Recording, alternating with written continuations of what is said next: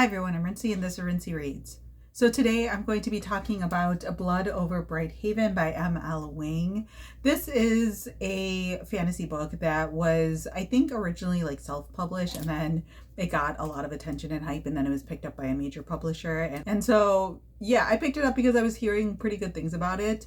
And the synopsis, I went into it like relatively blind, but this book had a hold on me. So in this story, you are following this character named Siona. She is the first woman to join the high order, like the high magistry at this university. And the way the society is set up, they let like a woman audition or like take the test basically to join the high magistry like once every like decade or something along those lines, and she's the first person to actually pass the exam.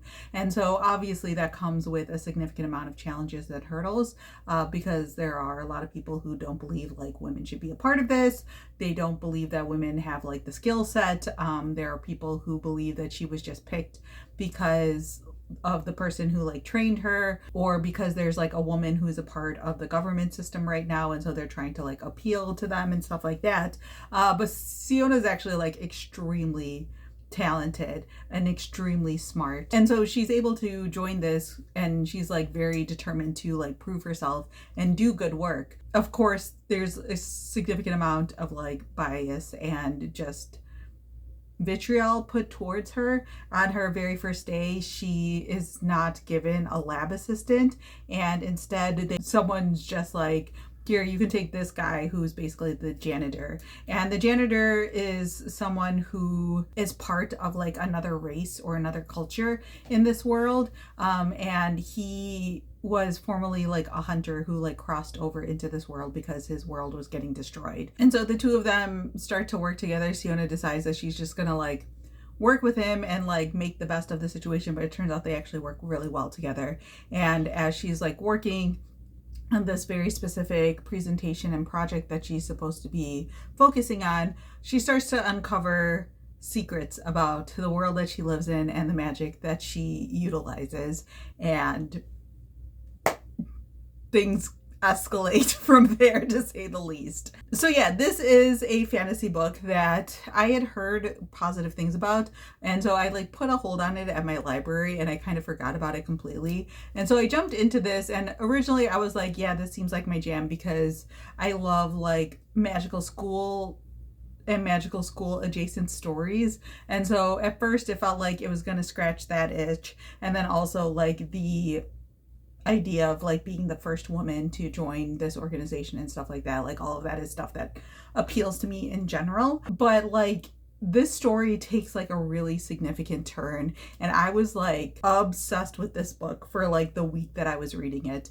In the first time in a very long time where I was like sneaking in pages at work and like getting the Kindle copy so I could read it wherever I was, and like reading at the dinner table while eating and all of that stuff. Like I felt like a little kid reading this book. This scratched so many itches for me. And this book is also just like a lot deeper than I thought it was going to be. Like obviously fantasy books can be deep, so like I'm not trying to say that they're not, but just like originally I thought this was going to be like a magical school type story, but this is actually like a story about discrimination, about exploitation.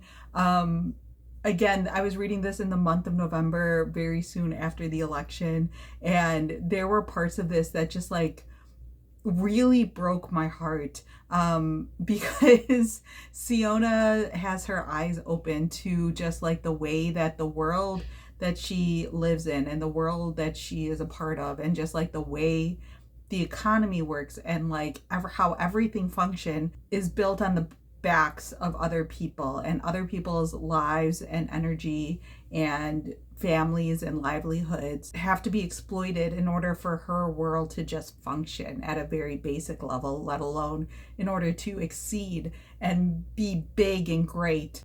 And so, you know, you can pull some very obvious parallels to the way that our world works living in any Western world, let alone the United States, there's this like significant existential crisis that the main character goes through when her eyes are opened.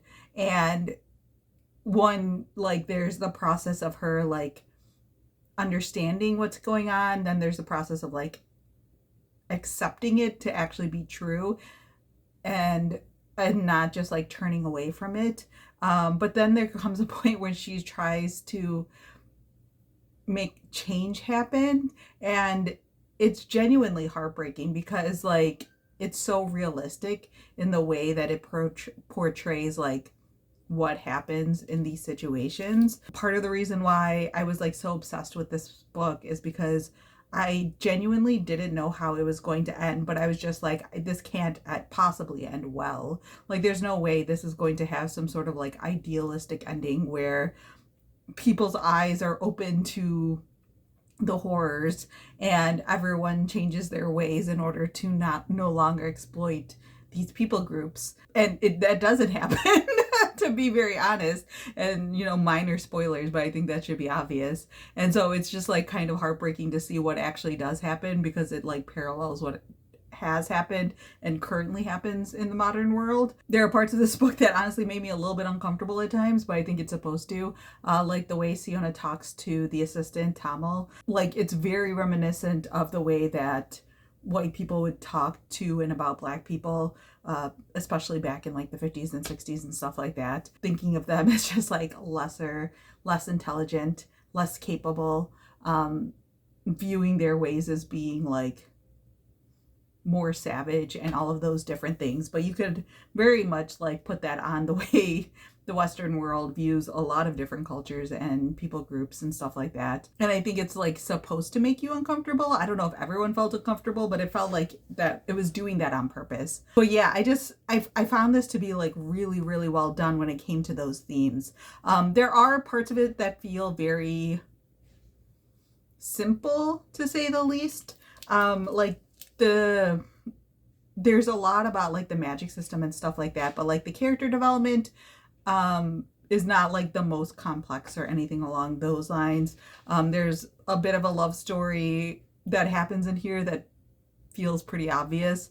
And in my opinion doesn't feel really necessary, but I'm also one of those people who never really feels like the romantic storylines are that necessary. But I thought that this was beautiful and it was heartbreaking, and it just felt like too real. Like, it felt too real for a fantasy book. But it's also like one of the great things about fantasy books is that it can take these topics that are so real and put them in a fantasy world and potentially expose them to people who might not normally read books about discrimination and exploitation and things like that, and potentially, you know, create some talking points and things like that. But yeah, I really enjoyed my experience reading this book. I think I gave it like a 4.5 or something along those lines out of 5. Definitely one of my favorite reads of the year. Really enjoyed my experience with this book. I can see like the writing style and things like that like not appealing to people, but personally I didn't mind it. I found it to be like just a completely engaging read. Didn't want to put it down. And I just really enjoyed the themes and things like that that were explored in this book. And woo, this book did a number on me for sure.